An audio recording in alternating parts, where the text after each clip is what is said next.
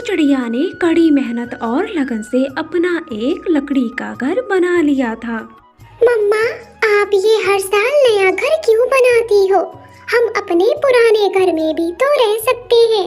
गुड़िया बेटा, अगर हम हर साल नया घर अपना नहीं बनाएंगे तो बारिश और तूफान में कहाँ जाएंगे?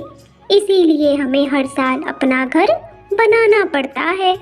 अच्छा गुड़िया बेटा, मैं लकड़ियाँ लेने जा रही हूँ। घर की छत पर लगानी है। आप घर के अंदर जाओ। इतना कहकर रानो चिड़िया लकड़ियाँ लेने के लिए चली जाती है। तभी उसकी नज़र एक तितली पर पड़ती है जो कि शिकारी के जाल में फंसी हुई थी। ये तितली तो बहुत मुसीबत में है, मुझे इसकी मदद करनी होगी। फिर रानो चिड़िया उस तितली का जाल काटकर उसको आजाद कर देती है। फिर रानो चिड़िया लकड़ियाँ लेने के लिए चली जाती है। कालू, इस बार तो मैं खुद ही अपना नया घर बनाऊंगी। क्या गौरी, इस बार घर तुम बनाओगी? तुम्हें कुछ पता भी है कि घर कैसे बनता है? हाँ कालू, इस बार मैं ही घर बनाऊंगी और तुमसे तो अच्छा ही घर बनाऊंगी। अरे गौरी, मेरा बनाया हुआ घर तो कुछ बारिशों को झेल लेता है। तुम्हारा बनाया हुआ घर तो टिक ही नहीं पाएगा। कालू, तुम ज्यादा मत बोलो वरना ठीक नहीं होगा। मैं जा रही हूँ लकड़ियाँ लाने, तुम भोजन की तलाश में जाओ। फिर गौरी कौवी लकड़ियाँ लेने के लिए चली जाती है। वो थोड़ी दूर जाकर देखती है तो रानो चिड़िया अपना घर बना रही थी। वो वहाँ पर रुक जाती है। अरे वाह छोटे चिड़िया, तुम्हारा घर तो बहुत अच्छा बना है। तुमने तो कितना अच्छा घर बनाया है। तुम्हारा घर तो पूरा बन ही गया है, फिर ये फालतू की लकड़ियाँ क्यों लगा रही हो? गौरी बहन, इन लकड़ियों से घर की छत मजबूत हो जाएगी और भी ज्यादा। फिर बारिश का पानी एक बूंद भी घर के अंदर नहीं आएगा। ये छोटी चिड़िया तो बहुत ही ज्यादा समझदार है। इसने बहुत समझदारी से अपना घर बनाया है। क्यों ना मैं इससे ही अपना घर बनवा लूं। चिड़िया बहन, मुझे तो घर बनाना आता ही नहीं है और एक वो कालू है जो घर बना भी दे तो किसी काम का नहीं होता है।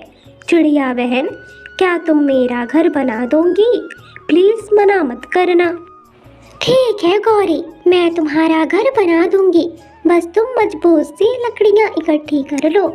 ठीक है चिड़िया बहन, मैं अभी लकड़ियाँ इकट्ठा करने जाती हूँ। तुम कल से ही मेरे घर बनाने का काम शुरू कर देना। इस तरह खुश होकर गौरी कौवी वहाँ से लकड़ियाँ लेने चली जाती है।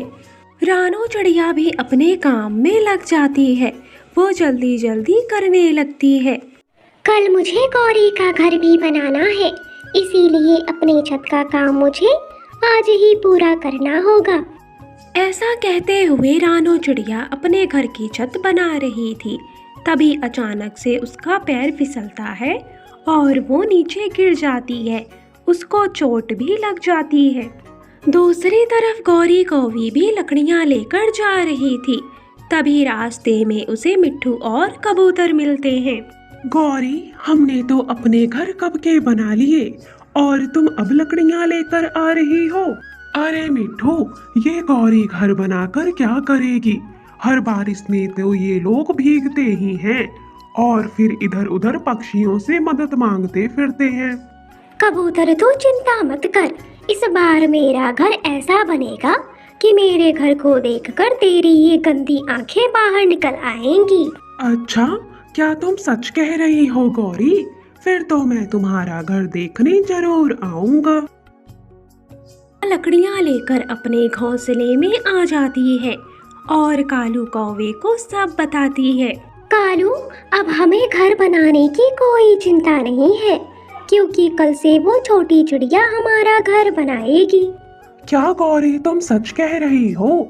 फिर तो हमारा घर सालों साल चलेगा। अगले दिन गौरी कौवी रानो चिड़िया के घर जाती है।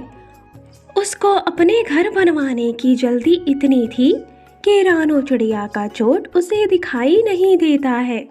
चिड़िया, अब जल्दी से मेरे साथ साथ चलो और मेरा घर बना दो, क्योंकि बारिशों का दिन अब ज़्यादा दूर नहीं है। गौरी बहन, मुझे माफ़ कर दो, मैं आपका घर नहीं बना सकती हूँ, क्योंकि मेरे पंखों में गहरी चोट आई है। क्या कहा तुमने? तुम मेरा घर नहीं बनाओगी? मैंने तुम पर विश्वास करके बहुत बड़ी गलती कर दी। फिर गौरी कौवी वहाँ से गुस्से में चली जाती है। गौरी, कहाँ है वो छोटी चिड़िया? तुम्हारे साथ घर बनाने के लिए नहीं आई? कालू, उस छोटी चिड़िया ने हमारे साथ धोखा किया है। उसने घर बनाने से मना कर दिया। मैं तो पहले से ही जानता था कि वो छोटी चिड़िया हमारा घर कभी नहीं बनाएगी। चलो अब मैं ही घर बनाता हूँ। फिर कालू कौवा अपना घर बनाने लगता है और घर बनाकर तैयार कर देता है। कालू, तुम इसे घर कहते हो? ये तो मुझे कहीं से भी घर नहीं लगता। गौरी कौवी कालू के बनाए हुए घर में नुक्स निकाल रही थी। कबूतर और तोता भी आ जाते हैं। अरे गौरी, ये है तुम्हारा घर।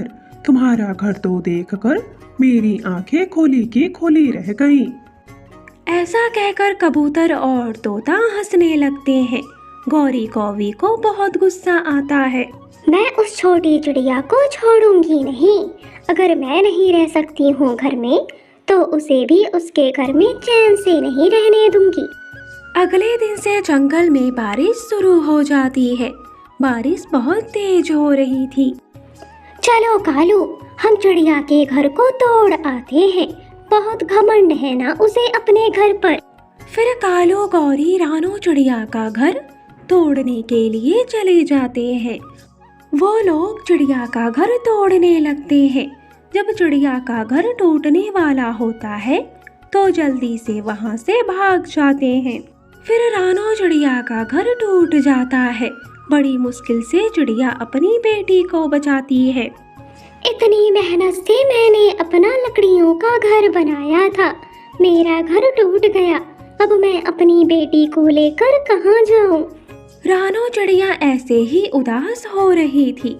तभी वहाँ पर एक मिट्टी का घर बन जाता है और एक परी आकर चिड़िया से कहती है, चिड़िया रानी, ये मिट्टी का घर है, ये कभी भी नहीं टूटेगा। लेकिन आप कौन हो और मेरी मदद क्यों करना चाहती हो? छोटी चिड़िया, याद है ना, तुमने एक बार तितली की मदद की थी। वो मैं ही थी। मैं घायल थी, इसीलिए मैं तुम्हें शुक्रिया नहीं कह पाई थी। फिर वो परी वहाँ से गायब हो जाती है।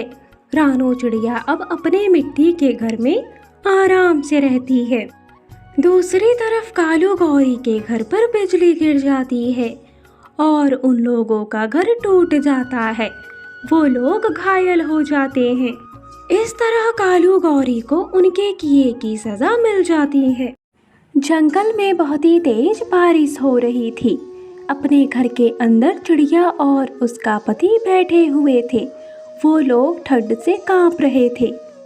मानव जी, ये बारिश कब रुकेगी? हमारा घर टूट न जाए, मुझे डर लग रहा है। अरे रानो, चिंता मत करो, बारिश अभी रुक जाएगी। उसके बाद हम अपना घर मजबूत कर लेंगे। रानो चिड़िया और मानव चिड़ा आपस में ऐसे बातें कर रहे थे।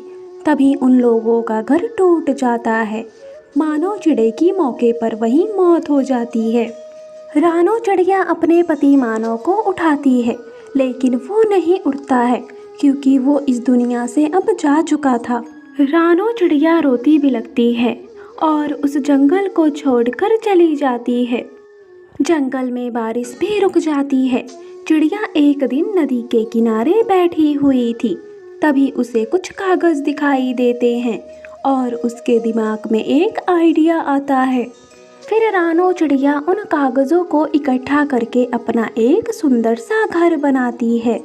लेकिन उस जंगल में एक कालू नाम का कौवा रहता था।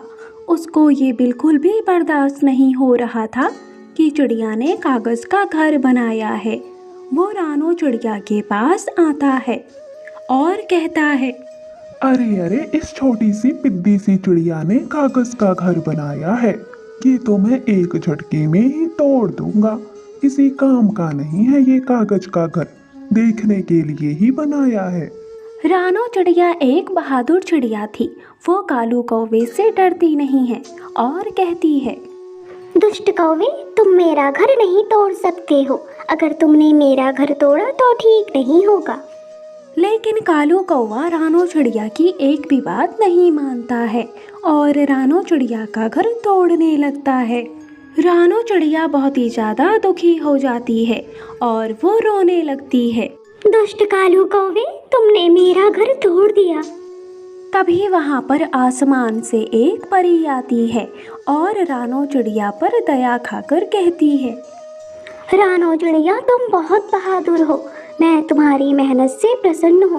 तुम्हारे ऊपर इतनी मुसीबतें आई पर तुमने हर मुसीबत का डटकर सामना किया। कभी भी तुमने हार नहीं मानी।